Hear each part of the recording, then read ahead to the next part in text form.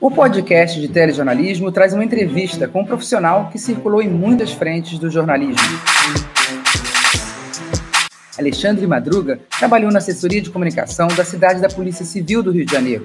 Foi também repórter da Rede TV. Hoje, apresenta o TB News, que pertence ao principal site do Jornada nas Estrelas, o Trek Brasília. Além de comandar um portal de notícias na zona oeste da cidade, o Sulacap News. Madruga, um prazer receber você aqui nesse espaço.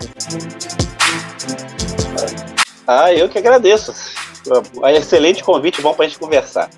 Madruga, antes de entrar na faculdade de comunicação, você já fazia jornalismo comunitário, né? Então, estar à frente agora do Sulacap News não é tanta novidade para você. Me conta como é que é esse trabalho. Em 2009, eu comecei a faculdade. Então, eu já trabalhava com o jornal comunitário desde 1997. Foram 10 anos fazendo jornalismo comunitário. Nós tínhamos 2 jornais impressos, quinzenais, que circulavam em 10 bairros aqui da Zona Oeste e Zona Norte. Era uma tiragem mega grande na época, batia, sei lá, 25 ou quase 40 mil de tiragem de jornal por mês. Na época era uma coisa muito grande. Hoje seria uma irrealidade. Jornal impresso hoje, realmente só os grandes jornais e poucos jornais de bairro sobreviveram, porque o custo ficou muito alto, o papel vem da Argentina, é cotado a dólar. Isso tudo dificultou o trabalho do jornalismo comunitário impresso. Quando eu fui para a faculdade, já estava no processo de saída já lá do jornal de bairro. Eu fui para a faculdade. Durante a faculdade, eu ainda fui trabalhar no jornal Balcão. Lembra do Balcão, Eli? Lembro, jornal Balcão. Eu fui supervisor de produção do jornal Balcão. Eu trabalhava essencialmente com a produção de anúncios e a diagramação do jornal. Era semanal o jornal Balcão, e era um trabalho mega grande, porque a demanda era enorme, né? O jornal era gratuito para classificado, mas tinha anúncio pago, mas era um jornal imenso, então a produção dele demandava um tempo danado. E eu tive que administrar a faculdade e o jornal Balcão ao mesmo tempo, durante pelo menos 2 anos.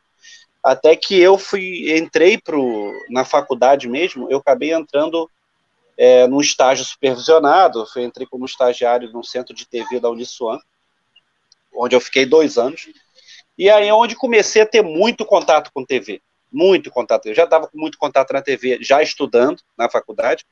Eu era curioso, jornalista é curioso, né? Então eu era curioso, queria saber como é que era, não sei o quê, até que eu cheguei a fazer alguns trabalhos sem ser estagiário, voluntário, aluno voluntário, até que pintou essa oportunidade, aí eu virei produtor e apresentador do centro de TV da Uniswan, e aí dividia lá alguns programas, produzia outras coisas, mas assim, foi lá na faculdade, apesar de não ter a disciplina edição de vídeo, que você vai manusear o Final Cut ou o Adobe Premiere, eu, jornalista, quer aprender de tudo, né? E eu comecei a aprender a mexer nos programas. E por conta disso eu comecei a esqueletar minhas matérias, ou seja, já entregava minhas matérias para os editores praticamente prontas. Você fazia reportagem e apresentação e ainda editava? Sim. Aí eu comecei a fazer tudo. A edição era vontade minha. Isso não fazia parte do meu trabalho oficialmente. Mas eu gostava de esqueletar minha matéria, eu gostava de editar. A sensibilidade do repórter, fazer edição, eu acho que é essencial para ele ter exatamente a visão do trabalho dele de rua, o quanto é importante o que ele vai fazer na rua para levar para a ilha para fazer uma matéria legal. Isso só agregou para mim, né? Então, assim, eu adorava editar, adorava. Pois é, e dali, quando você se formou, você foi direto para a Rede TV, né? Como é que foi isso? Aí esse crédito tem que dar para ainda a repórter da Rede TV, Júlia Alves, né? Ela ainda está lá. E ela estava lá na época e ela acabou abrindo as portas para eu entrar. Mas antes disso, quando acabou o meu estágio na faculdade, eu recebi eu ganhei da direção da reitoria da Uniswan, eu ganhei a faculdade de publicidade de graça. E eles me colocaram para continuar na faculdade, ainda no núcleo Hans Donner, que é onde tinha um centro de TV, só que eu migrei para a agência Locomotiva, que aí era voltada para publicidade, onde eu fiquei um tempo. E eu também acabei tendo a felicidade de virar empregado da Uniswan. A reitoria me deu um cargo dentro da faculdade. A faculdade foi diferente. Assim, eu viajei de avião pela primeira vez na faculdade. Eu fui a 3 congressos de comunicação pagos pela faculdade. Então, assim, eu fui um felizardo, né? E quando eu saí da faculdade, eu só saí porque houve esse convite da Rede TV para eu ir. Eles chamam de web repórter, mas é repórter. A diferença é que você faz tudo. É o que acontece hoje, né? A CNN está usando muito isso hoje. Exatamente. É o repórter. Então eu fiz esse trabalho, só que eu não aparecia. Eu só fazia a gravação das imagens, das sonoras, e mandava o material bruto para a ilha, para edição. E aí com apuração também, né? Com apuração também. Eu tinha apoio da produção, a produção dava, meio que agendava tudo, preparava tudo, mas aí depois tá na rua contigo, né? E aí você fazia a produção. Então eu também caí na produção, e enfim, eu acho que o grande barato do trabalho que a gente teve, que eu tive, até chegar na Rede TV, foi literalmente, desde a faculdade até a Rede TV, trabalhar em tudo da TV. Tudo na TV. E eu tive chance de fazer cursos extracurriculares. Eu gostava. A TV foi uma coisa que me arrebatou. A verdade foi essa. Eu fiquei na Rede TV muitos anos e só saí da Rede TV para ir para a Polícia Civil, ainda na cidade da polícia, onde eu fiquei 2 anos. Depois eu fui para a chefia de polícia. Eu fiquei direto na assessoria de comunicação da chefia de polícia. Depois da cidade da polícia. Eu fui para a chefia de polícia, até que essa crise do governo acabou causando uma série de cortes, a gente acabou saindo, e eu fui parar no Sulacap News. E aí é a diferença, né? Eu voltei para o início. Só que eu voltei no início, onde o jornal impresso não existe mais. Exatamente. Eu fui para o Sulacap News totalmente online. Como era isso? Eu não sabia, eu não tinha ideia. Essa história de voltar para o início é muito assim... eu acho que a gente tem que ser muito multifuncional. Isso você é uma coisa muito legal. Não dá para não ser. E aí, quando você, num dado momento, você sai da Polícia Civil, o que eu vou fazer? Aí você pega as suas habilidades, você volta lá e faz um exame de tudo que você sabe. E aí, o que surgir, você consegue, né? Isso que é importante. Você acabou fazendo algo que você já sabia desde o início da sua carreira, né? Que é jornalismo comunitário. Mas assim, foi graças às habilidades conquistadas desde a faculdade que abriram meus olhos para essa possibilidade, me deram condições para essa possibilidade. A gente chama, né, o profissional multimídia, né? Vamos botar o termo correto, é um profissional multimídia. E eu tenho que dar muito crédito ao professor Alexandre Ferreira, hoje o radialista famoso da Alexandre Ferreira, que foi meu professor na faculdade, e a gente já lá atrás, e isso eu estou falando 2009, 2010, a gente já pensava no podcast como uma grande novidade. E 10 anos depois, o que a gente vê? O podcast sendo praticamente usado por todo mundo, enfim. Isso há 10 anos atrás a gente já imaginava isso. O Alexandre Ferreira foi um visionário sobre isso. E a gente aprendeu desde lá isso. Então a gente já imaginava que o profissional jornalista teria que ser um multimídia. Para tu ter ideia, as 3 vezes que eu fui para congressos pagos pela faculdade, pela Uniswan, porque eu escrevi artigos, os artigos foram aprovados nos congressos regionais, e aí eram encaminhados para os congressos nacionais, para o Congresso Nacional. E aí lá a gente apresentava o nosso artigo, né? E eu sempre escrevendo junto com um professor. Todos os 3 eu escrevi junto com professores que foram meus professores. E a gente teve essa oportunidade de ir aos congressos, ao Intercom, né, que é o principal congresso de comunicação da América Latina, e apresentar os nossos artigos. As 3 vezes que eu tive nos congressos, eu fui uma vez para Caxias do Sul, uma vez para Curitiba e outra vez para Recife. São as 3 vezes que eu fui. De lá, eu produzia programas para cá, para passar nos canais da Uniswan. Eu produzi programa de rádio. De lá, eu levava no notebook, eu mesmo gravava, eu mesmo editava. Edição de programa de rádio. Olha você vê como é que a gente tem que se tornar multimídia. Eu fiz live de lá, isso já há 10 anos atrás. Então, olha só o quanto a gente, na época, já fazia o que impensável, o que é hoje natural. Há 10 anos atrás. Então, a gente produzir para o blog, Eu criei o diário de bordo, fazendo até para apresentar a cidade, como é que foram os congressos. Então, assim, eu trabalhava em várias frentes, vídeo, áudio, blog, internet, nos congressos que eu tive. Então, assim, olha só, isso eu era aluno ainda. Era aluno, em 2009, 2010. Então, assim, isso já estava, que é o importante. Eu acho que as instituições educacionais de ensino superior, e especificamente estou falando das grades de jornalismo, eu sei que a grade de jornalismo vem mudando vários, o MEC vem fazendo alterações direto na grade de jornalismo, mas é importante que isso seja tratado com muita força nas faculdades. O profissional jornalista tem que sair da faculdade multimídia, porque o mercado aqui fora não está fácil. Então, se eu não tivesse todo esse preparo lá, talvez eu tivesse muito mais dificuldade de assumir, de abrir o Sulacap News. Muito mais dificuldade. Então, essa experiência toda de congresso, com a faculdade, e aí, assim, com toda humildade, com você ter a ideia de correr atrás das coisas. Ou seja, eu não tinha aula de edição. Eu corria atrás para aprender. Então a gente tem que entender que isso tem que partir de lá para um profissional melhor estar na ponta de cá. E a gente tem que ter essa vontade, né? De querer aprender. Tá perto de você, você tem que aprender. Eu sempre falo assim, você tem que aprender tudo que está ao seu redor.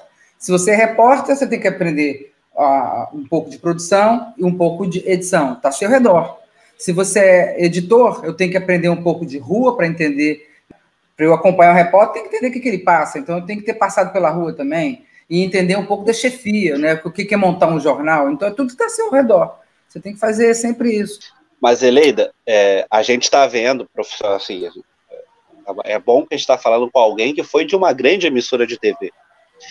Você, melhor do que ninguém, sabe o quanto quanto esse espaço físico está sendo enxugado.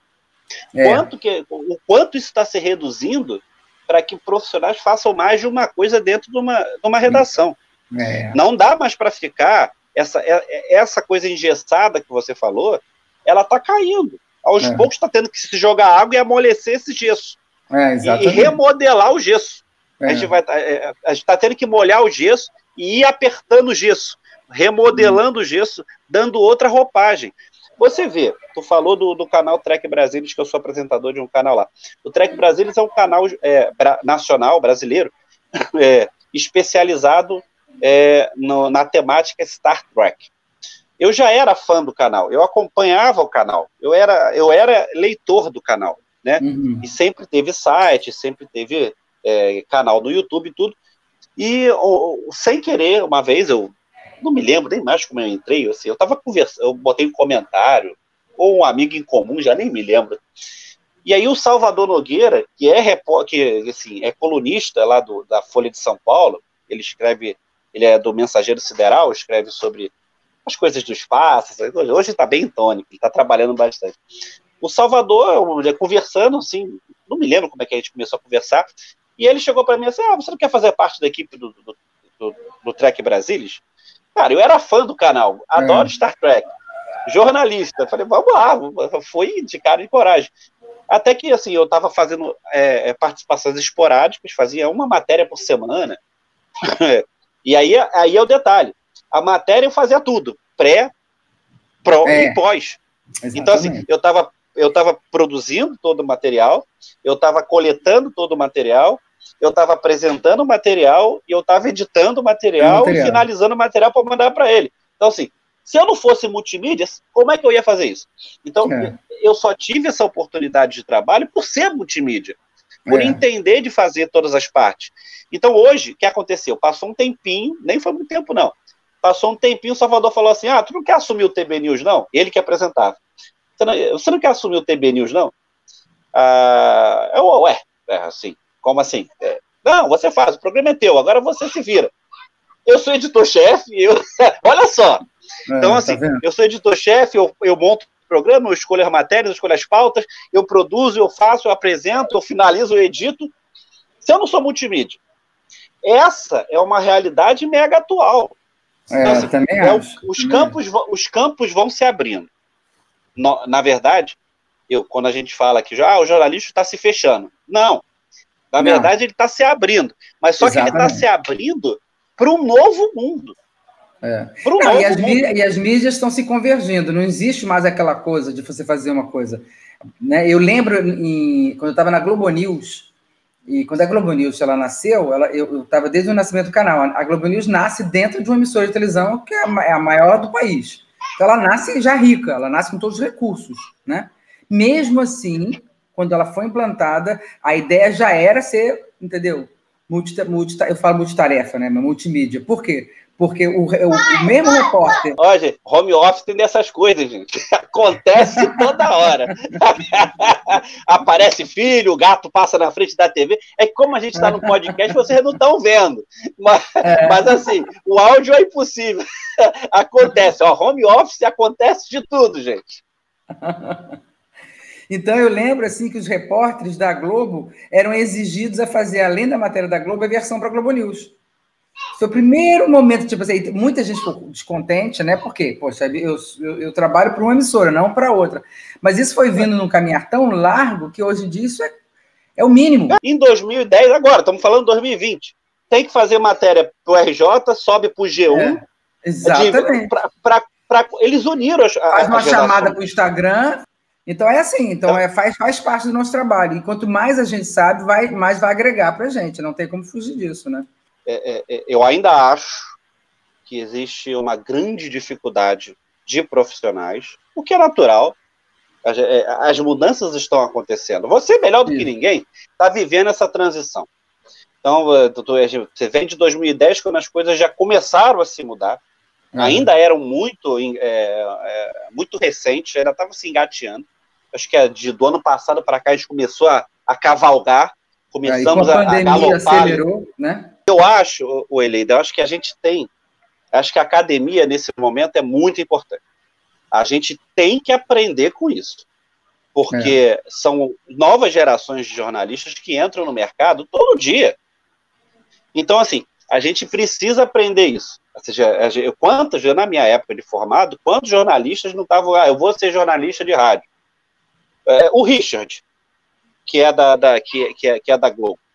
Eu quando estava na Rede TV, eu esbarrei com o Richard direto, fazendo matéria para o site do G1, que ele fazia, por GE, né, Globoesporte.com, ele fazia direto. E, de repente, meu filho, pintou lá, tem que fazer TV, vamos, e ele acabou viajando, fez Olimpíada.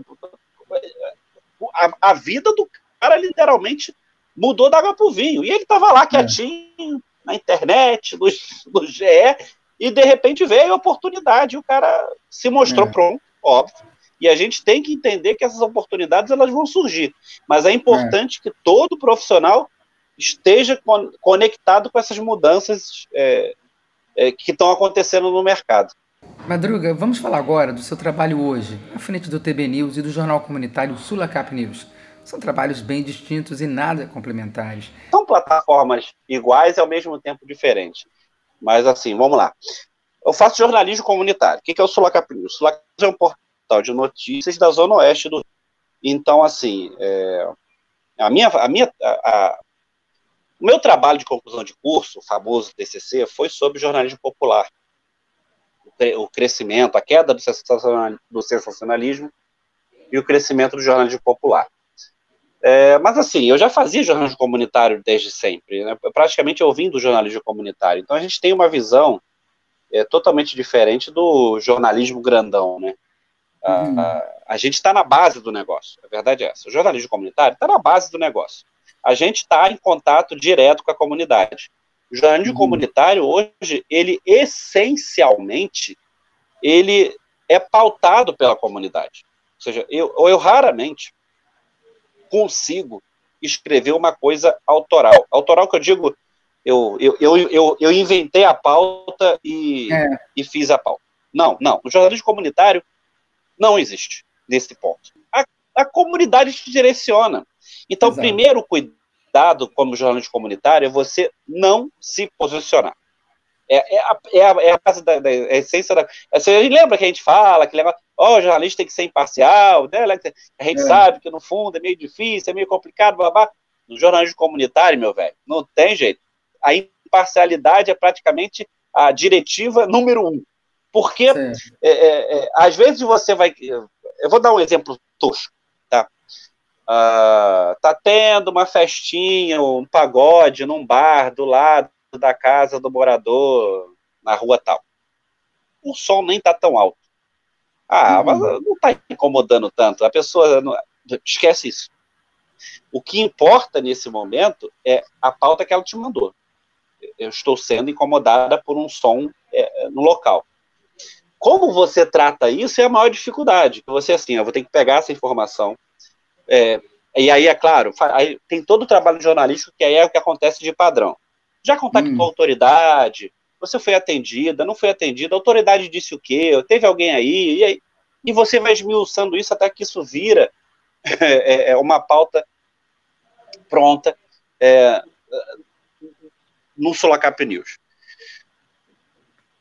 Tem um grande problema que o jornalismo comunitário, ele está muito envolvido com a comunidade. Então, assim, ele impacta muito na comunidade. Como a gente traz o que é ser profissional jornalista para o jornalismo comunitário, e aí eu sou jornalista, isso facilita o processo, eu vou tomar as providências que o jornalista, já a grande mídia, tomaria. Qual é? Vou encaminhar a demanda para quem é de direito, o órgão responsável por cuidar disso, eu vou ter a resposta do órgão e vou postar a resposta do órgão junto com a reclamação da oradora.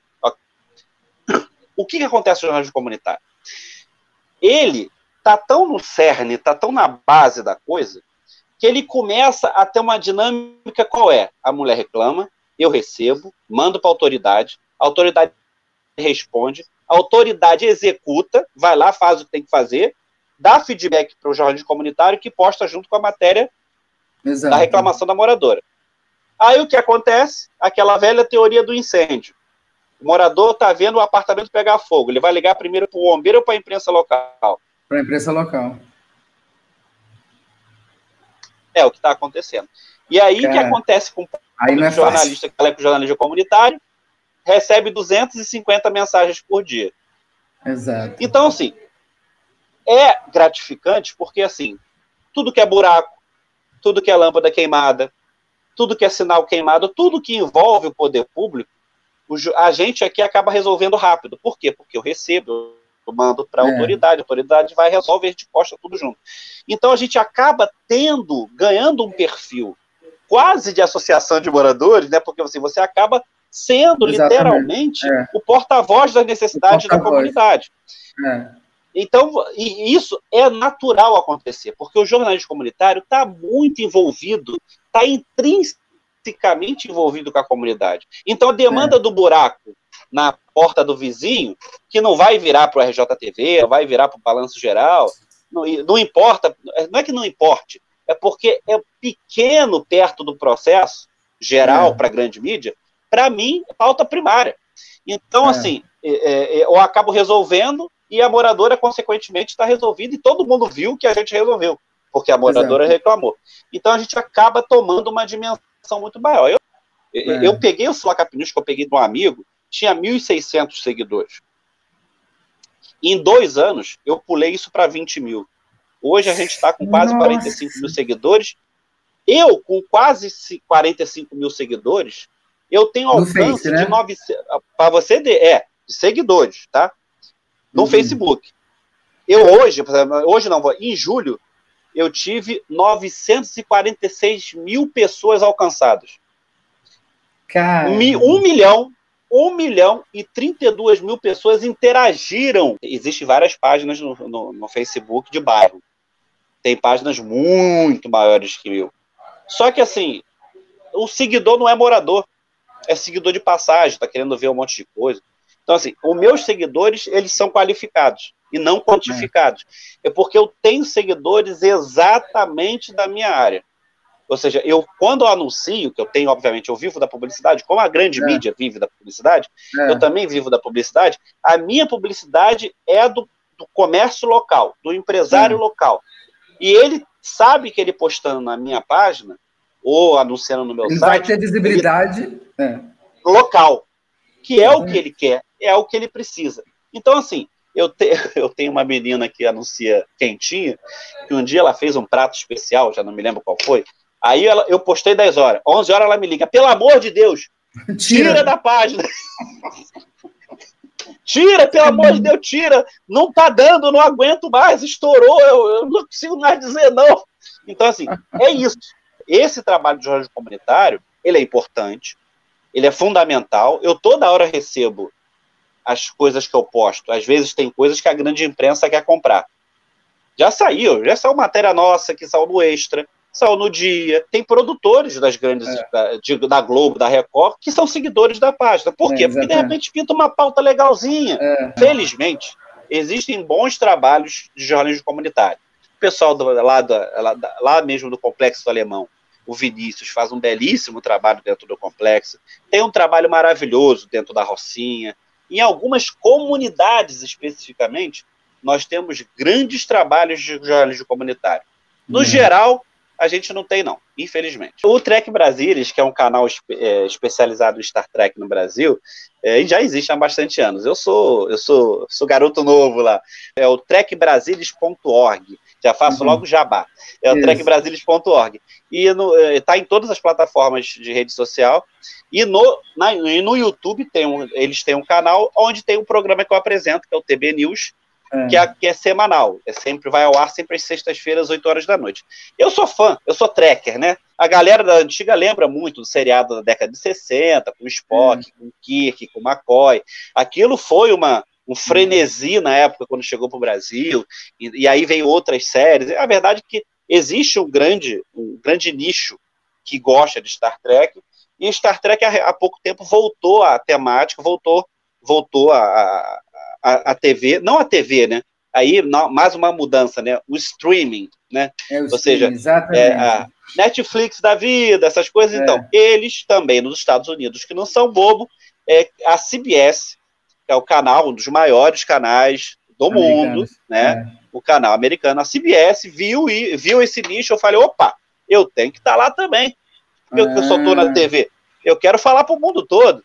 Então, ele criou o CBS All Access, que é um canal de streaming apenas para o Brasil, apenas para os Estados Unidos, e aí eles lançaram praticamente como carro-chefe da CBS All Access o retorno de Star Trek. Quem eles escolheram? Star Trek Discovery, que foi uma nova leitura de Star Trek, claro, ainda voltada lá atrás, na linha do tempo de Star Trek, está ainda na época do Kirk, lá atrás, mas era obviamente, né? A década de 60, uma gravação em 2000 e tanto, obviamente que as imagens, a tecnologia é outra. Então, veio o Star Trek Discovery para arrebatar um monte de fã novo. E aí, parece que o canal de streaming da CBS estourou, bateu meta muito antes, foi um sucesso. Aí, Star Trek Discovery foi renovada para não sei quantas temporadas, enfim. Eles viram que, Star Trek está vivo, 50 anos depois. Nossa. E aí saíram criando um monte de live action, ou seja, várias outras séries relacionadas a Star Trek. E agora, o Mike McMahon, que faz Rick e Morty, que é um desenho meio doido que tem por aí, foi chamado para fazer Star Trek em desenho. Lançou semana passada, o pessoal ficou louco, porque é uma outra leitura, já querendo pegar um público infantil, juvenil, jovem. E ano que vem já vai lançar uma Star Trek no canal Nickelodeon, que é também casadinho com a CBS. Para quê? Para criança. Então, assim, eles viram que o nicho Star Trek tem poder, ainda tem fôlego. E aí, enfim, o canal que é especializado em Star Trek no Brasil está surfando nessa onda, né? E aí a gente já saiu no Omelete, o Salvador foi convidado para estar lá no Omelete em lives falando sobre nerd, e aí o negócio começou a bombar. E aí, quando eu assumi o TB News, assim, é diversão, né, cara? É um canal de entretenimento, né? Não é aquela coisa pesada do telejornalismo, né, que a gente conhece, que às vezes tem uns respiros, né? Mas, assim, aqui só tem respiro. Então, aqui é mais fácil. O Trek Brasil é divertido. Ele tá assim, o que acontece? Eu gravo ele todo aqui em casa, né? Isso independente da pandemia. A única diferença é que eu podia gravar na rua. Mas eu gravo em casa, porque aí eu uso minha tela de TV para colocar a logomarca do programa. O meu cenário já está arrumado com alguns livros de Star Trek junto ali. Aquela história do cenário que você fala muito bem. Aí eu monto meu cenáriozinho para poder ficar com cara de Star Trek. Então, aí apresento, e aí você tem que se virar. E aí o jornalista é um bicho que se vira de qualquer forma. Então, o bom do jornalista é que assim, meu filho, não tem, a gente dá um jeito de fazer. Exatamente. Então, o que eu fiz? Aí, assim, investimento mínimo, né? Um tripé, um aparelhozinho para segurar o celular no tripé, porque é diferente da câmera, não sei o quê. E o telepronto? Como é que faz com o telepronto? iPad? Então, não, iPad nada, gente, é no celular mesmo. A gente baixa o aplicativo. Mas aí que tá. Eu já não enxergo mais no celular. Não, aí os ceguetas vão sofrer. Os ceguetas vão sofrer, mas eu ainda tô de óculos agora, vocês não estão vendo que a gente está fazendo podcast, eu tô de óculos porque eu realmente preciso ler de longe. Mas como ainda o celular não está tão longe, eu consigo ler o telepronto do celular. Então eu tenho, na verdade, o meu celular gravando, e aí gravo. Eu gravo em Full HD, gravo em qualidade máxima. Meu programa de edição é ruim, eu só consigo exportar em 720p. Mas já tá bom, já é qualidade boa para a internet. Tá e aí eu boto outro celular, aí eu roubo o celular da minha esposa, que é onde eu instalei o telepronto, e coloco ele colado com o celular ali no tripé junto. A gente se vira assim. Mas aí que tá, para não mostrar que você tá lendo, tem que ter profundidade. Então você fica longe e mesmo assim você consegue enxergar? Eu não tem muita profundidade, não. Devo ficar 1,5 metro. Então, como é que você enxerga 1,5 metro no celular? Nossa, parabéns, hein? Ainda tô enxergando. Eu podia usar o óculos, a verdade, sim, eu podia usar. É porque, assim, eu também não tenho aquela iluminação redonda, bonitinha, que todo mundo tem. Eu não tive dinheiro para comprar aquela. Ainda vai chegar lá. Ainda vou chegar lá. Mas aí eu improvisei. O que eu fiz? Eu peguei um cabo de vassoura. Sei. Eu comprei uma extensão, aquela que tem 3 buracos, né? Aquelas extensões básicas que vende, né? Que tem 3 buraquinhos. Comprei 2 bocais, coloquei lá. Instalei 2 lâmpadas aquela lâmpada branca, não é de LED, não. Essa lâmpada normal que vende, branca, né? As pequenininhas fluorescentes. Aí eu vou. Aí amarrei com papel, com fita contact, aquela fita prata. Sei.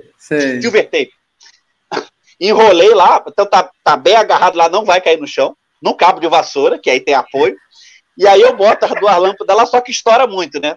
Aí a gente tem que falar tecnicamente. Aí o branco estoura demais. Aí o que o inteligente faz? Pega uma folha de papel ofício e cola na lâmpada para poder abaixar um pouco aquele explosão de branco. É um difusor. Eu criei um difusor próprio. Tá lá o difusor, que é uma folha de papel ofício branco. Pelo amor de Deus. Não, a lâmpada branca não esquenta. Entendi, é verdade. Então a gente bota lá a folha de ofício em branco colada lá na lâmpada para fazer de difusor. Funciona perfeitamente, gente. Exatamente. Aí a gente, para improvisar, tem que botar uma cadeira do lado, amarra a vassoura na cadeira, porque senão a vassoura cai. Exato. Direciona bem a iluminação, o tripé na frente da iluminação, não em frente, um pouquinho abaixo, a iluminação está em cima, e vai, Bia. Tá ótimo. O produto que vai pro ar fica ótimo. Ninguém sabe como aquilo é artesanal, gente. Isso é uma receita maravilhosa. A gente tem que fazer. E é perfeito, sabe por causa de quê? Você deu um jeito, mas atendeu todas as fases de filmagem. Tem que ter iluminação, tem que ter. E sem luz não fica legal, não adianta. Outra coisa, um teleprompter é bom, que te deixa tranquilo para conduzir, quem não erra, não fica errando toda hora, grava, para. E gastei R$10 para comprar o microfone de lapela. Isso que eu falo do microfone, R$10, gente, ainda, eu comprei. Não dá para comprar aquela iluminação redonda que custa mais de R$100. Mas o lapela de R$10 eu comprei. Pô, conseguiu. Eu vi o programa, achei bem legal. Quanto tempo é muito divertido. Assim, em média, ele tem entre 10 e 15 minutos de duração. Às vezes a gente rompe um pouquinho o tempo, porque a gente descobre algumas celebridades, entre aspas, né? Eu já peguei 2 jornalistas que são trekkers, né? Que adoram. Eu peguei o Ariel Palacios, o Ariel? Um dia eu vendo ele fazendo lá. O Ariel, se você prestar atenção, naquela estante cheia de livro, tem um monte de navezinha de Star Trek apoiada lá, gente. Eu bati o olho, aquilo ali é uma nave de Star Trek. Ele tem 9, ele tem um monte. Eu descobri, eu falei, não, vou tentar. Aí o produtor, aí baixou o produtor. Aí baixou o produtor. O telefone. Aí eu tenho que descobrir o telefone do Ariel Palácio. Saí conversando com um monte de amigo, como eu tenho um monte de amigo na Globo News. Aí eu liguei para a Cecília Flash, a Cecília que me salvou dessa. Cecília, pelo amor de Deus, eu preciso do telefone do Ariel. Não, peraí, não sei o que. Aí eu consegui falar com o Ariel. Aí o Ariel ficou felizão. Eu sou track, eu conheço desde que eu não sei qual. Sensacional. A entrevista do Ariel, do Ariel que a gente fez, bombou, obviamente. E é sensacional porque ele é aquele argentino, apesar de brasileiro. Mas ele já é aquele argentinão mesmo, tem um jeito de falar. Foi fantástico, foi ótimo. Ele é ótimo. E outro foi o jornalista esportivo do canal Sport TV, foi o Bob Faria, lá de Minas Gerais. Que também, numa dessas, agora por conta da pandemia, eles têm que trabalhar de casa, e uma hora ele entrou ao vivo lá. Quando eu tô olhando atrás dele, uma nave, uma Enterprise desse tamanho, grandona atrás dele. Assim, falei, opa, mais um track. Aí ele baixou o produtor de novo. Quero o telefone do Bob Faria, saí ligando para um monte de gente. Aí conseguiu o telefone do Bob, acabou que fez uma entrevista comigo. Sensacional. Meia hora falando no vídeo, tive que editar o material. É outra coisa que você tem que aprender nele. Eu fiz 29 minutos de material. E não podia usar os 29. Eu consegui baixar para 13. E aí, olha só como é que a portabilidade e o multimídia é importante. A entrevista dele completa, eu botei como texto no site do Trek Brasilis. Então, assim, eu consegui aproveitar tudo. Ou seja, eu botei no site o material completo e no canal foi o material editado. Em texto. Então, assim, atendemos a várias portabilidades diferentes. E, ao mesmo tempo, conseguimos oferecer um produto de qualidade. Então, isso você também tem que pensar. Às vezes quantas vezes, né, Eleida? Quantas vezes a gente jogou material bom fora? Exatamente. Porque a gente teve, fica bom, mas às vezes a televisão, então, é tão hard. A televisão grande é tão hard que você, às vezes, pega uma bela entrevista de 5 minutos e usa 40 segundos. Exatamente. Joga fora. Então, assim, com o advento, ainda não fazem isso. Também é outra coisa que eu acho que vai mudar daqui a pouco. Por acaso, olha só, quando eu estava na Rede TV em 2010, eu gravava as coletivas de imprensa completa dos clubes. Eu fazia esporte, cobria o Flamengo, mas sempre que dava uma sobra na agenda, eles me mandavam cobrir outro clube. Então eu tinha minha câmera e filmava a coletiva de imprensa toda. E aí eu mesmo decupava, e o mais importante, os caras lá na edição, o repórter que ia acabar fechando a matéria, escolhia. Eu decupava, coisa que ninguém fazia. Eu decupava. Muita coisa eu fiz da minha conta sem precisar. Por quê? Porque era importante eu fazer. Exatamente. Até para se diferenciar no mercado. Então, o que acontece? O que acontece hoje em dia agora, Eleida? Quando termina a transmissão de futebol? O que acontece depois na internet? O que eles fazem? O quê? Transmitem a coletiva de imprensa completa. Completa, para quem quer, exatamente. Eu fiz isso há 10 anos atrás. Então, assim, é questão de você ter visão da coisa. Exatamente, Então, ver assim, as necessidades, né? Sim, há 10 anos atrás eu cobri coletiva de imprensa completa. Não ia, pô. Agora, 10 anos depois, ela vai completa no ar pela internet. Então, assim, a gente tem que entender que está mudando. E essa parte que eu falei agora da entrevista do Bob, estou falando de entrevista não coletiva, entrevista, que é um material pessoal, ou seja, você está fazendo lá uma pauta sua, que você foi pautado, enfim, independente. Mas você ainda, hoje, não se faz ainda, porque o Hard News ainda não permite. Então, praticamente o material que você manda para a TV é o que vai para a internet. É a mesma coisa. Ainda não mudou isso. Mas é uma coisa que a gente tem que começar a pensar. Então, tem coisa que a gente pode colocar na internet, que o espaço é infinito, que você que você não aproveitou para a TV e adicionar ainda. Ainda não fazem isso. Mas anota aí que eu estou já dizendo que isso vai acontecer daqui a alguns anos. Muitas pessoas procuram apenas as redações, as emissoras de rádio, TV, os impressos, os veículos tradicionais. Você é uma pessoa que trafegou em várias frentes de trabalho. Baseado nisso, o que você diria para quem está vendo? Meu sonho sempre foi trabalhar na Globo News. Por quê? Olha, olha, eu não fiz nada disso. Eu nunca pensei que eu fosse parar na TV fazendo jornalismo esportivo. A minha primeira pauta foi o Flamengo. Cara, eu tremia de cima a baixo. Tinha um amigo da faculdade chamado Vinícius Lima, a gente já não se fala há muitos anos. Ele já estava na rádio. Eu fiquei tão desesperado que eu pedi ajuda para ele. Falei, rapaz, eu tô desesperado. Eu não sei como fechar o material. Eu não sei o que. Bateu um desespero. E aí ele me ajudou, me mandou algumas coisas que foram importantes, não sei o que. Dali, aquela primeira pauta passou raspando. Eu queria fazer jornalismo como a Globo News faz, que é 24 horas na veia, e vamos lá, e tem que estar trabalhando o tempo todo. Eu queria fazer aquilo. Mas eu nunca fiz. E isso tem 10 anos. Então, assim, o recado que é importante é não se prender. Eu acho que o jornalista ele tem grande potencial de fazer muitas coisas. Eu fui assessoria de imprensa. Nunca imaginei na minha vida ser assessoria de imprensa. E eu vou te dizer na Polícia que hoje... Civil, né? Você viu? Esporte, depois a Polícia Civil... Sim, e além de ser um órgão público, é o pior, talvez um dos piores para trabalhar, que é da polícia. Então, assim, eu digo pior para trabalhar, gente, porque as demandas são muito pesadas. Uhum. Então, assim, além de ser demanda pesada, tem muita demanda. Tu imagina, a assessoria da Polícia Civil atende o estado do Rio inteiro. Aquilo não passava na minha cabeça que eu um dia seria assessor de imprensa. E fui 3 anos.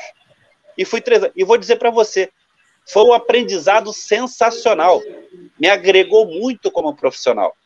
Hoje eu consigo enxergar bem o trabalho da assessoria e a gente até como trabalhar como repórter para melhorar.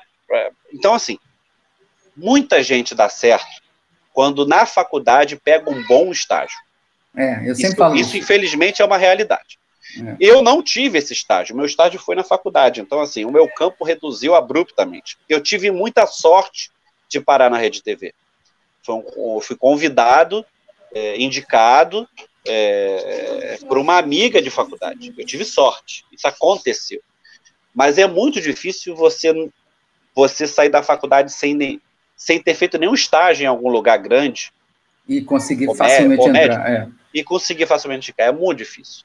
Eu tenho absolutamente certeza que boa parte do meu sonho, do mundo que eu vislumbrava, ele não aconteceu por causa disso.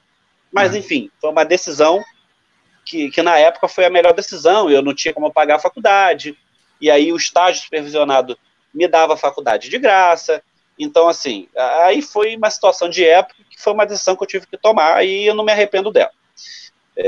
Então, assim, tem que sair da faculdade ciente, sabedor, que você pode cair em qualquer coisa. Se você não fez o estágio durante a faculdade, que já te coloca meio dentro do mundo do jornalismo, se você está saindo da faculdade sem esse estágio, fica ciente que você pode cair em qualquer coisa.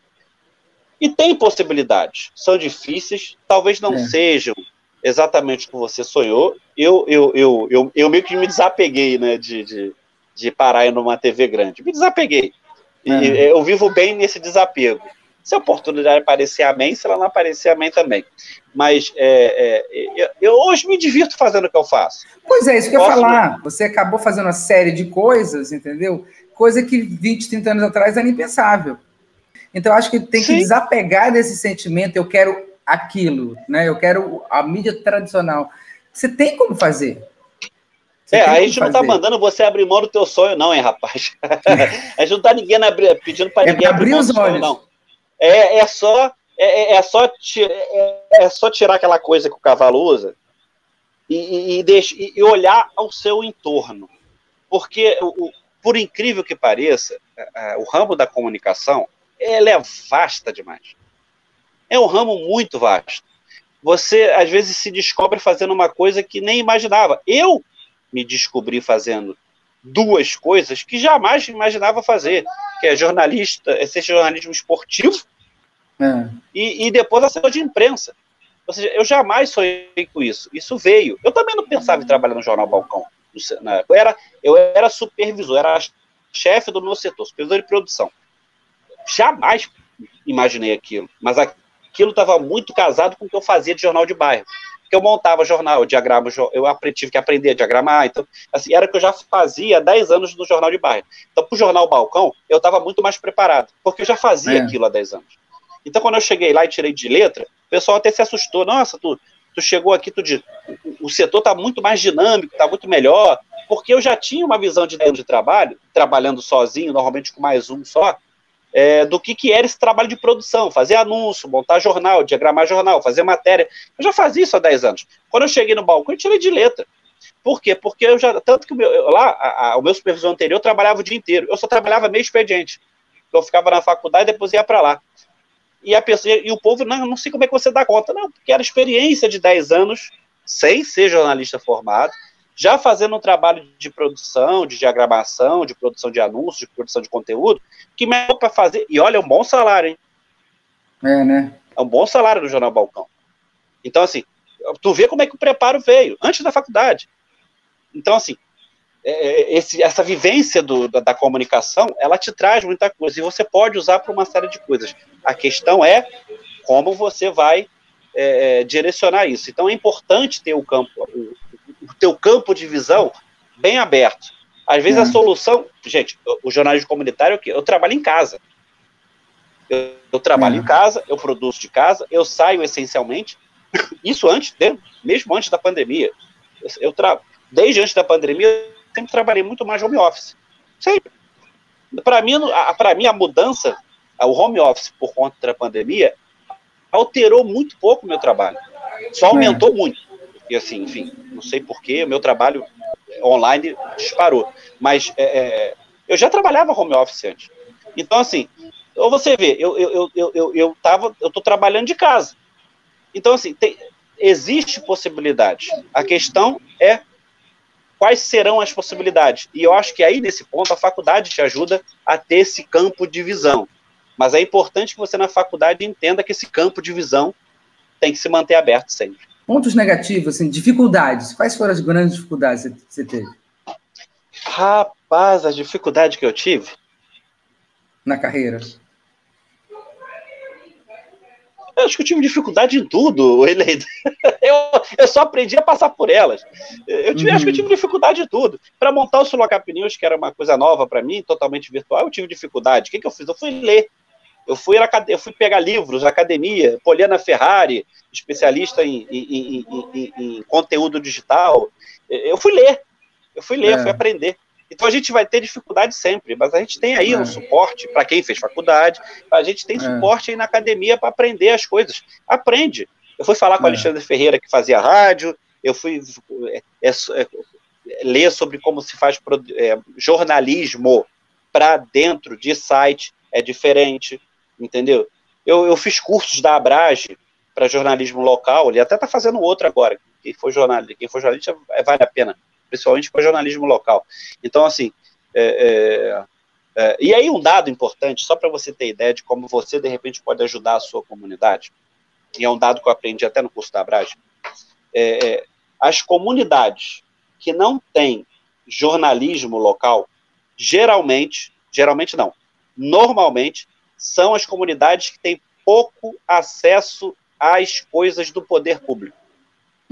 Ou seja, os locais, os bairros que não têm jornalismo, normalmente o poder público atende menos. Exatamente. Então, olha a importância que, de repente, você que está ouvindo a gente pode ter para a sua comunidade. Você pode ajudar o teu comércio local, você vai ganhar dinheiro com isso.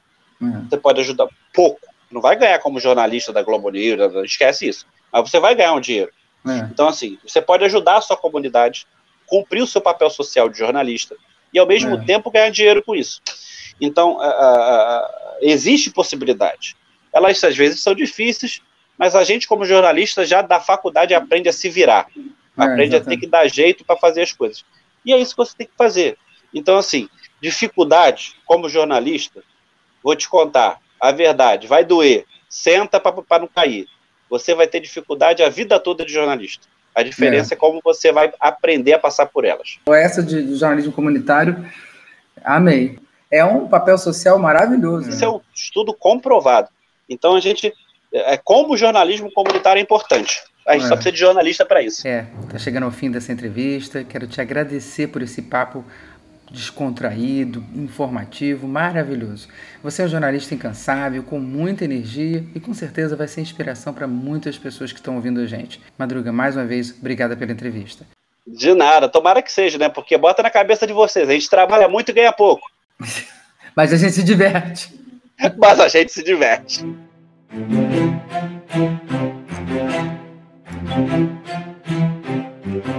E o podcast de telejornalismo volta na semana que vem com mais uma entrevista para a gente falar do dia a dia, das experiências dos nossos colegas jornalistas.